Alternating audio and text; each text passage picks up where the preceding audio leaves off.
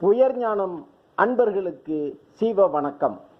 நாம் இந்த பதிவில் வியப்புக்குரிய வைகாசி விசாகம் என்பது பற்றி பார்ப்போம்.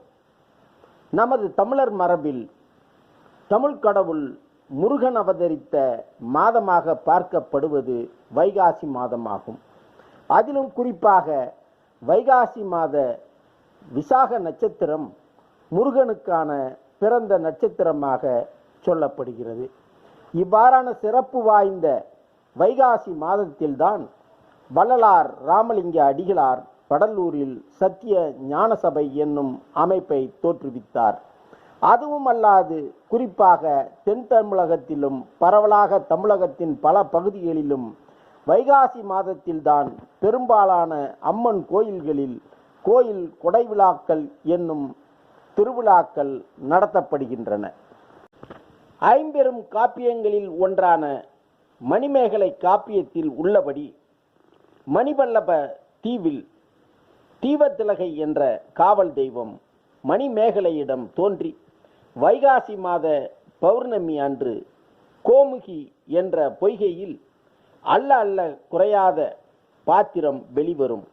உலக மக்களின் பசிப்பினியை போக்குவதற்காகவே இப்படிப்பட்ட அட்சய பாத்திரத்தை உனக்கு வழங்குகிறேன் என்று கூறி மறைந்தது. அதன்படி மணிமேகலை வைகாசி மாத முழு நிலவில் கோமுகி பொய்கையிலிருந்து வெளியே வந்த அந்த அட்சய பாத்திரத்தை எடுத்துக்கொண்டு புகார் நகருக்கு திரும்பினாள் என்று குறிப்பிடுகிறது. பொதுவாகவே நமது மக்கள் தெய்வங்கள் மற்றும் மகான்கள் அவதரித்த திரு நட்சத்திரங்களை மிகவும் சிறப்புக்குரியதாக கருதுகிறார்கள். அவ்வகையில் வைகாசி விசாகம் நட்சத்திரம் பலராலும் பல தெய்வங்களுக்குரிய நட்சத்திரமாக கொண்டாடப்படுகிறது. தமிழ்நாட்டில் மிகவும் முக்கியத்துவம் வாய்ந்த ஆலயங்களாக கருதப்படுகின்ற பழனி, திருச்செந்தூர், சுவாமிமலை போன்ற முருகன் திருக்கோயில்களில் வைகாசி விசாகம் மிகவும் சிறப்பாக கொண்டாடப்படுகிறது.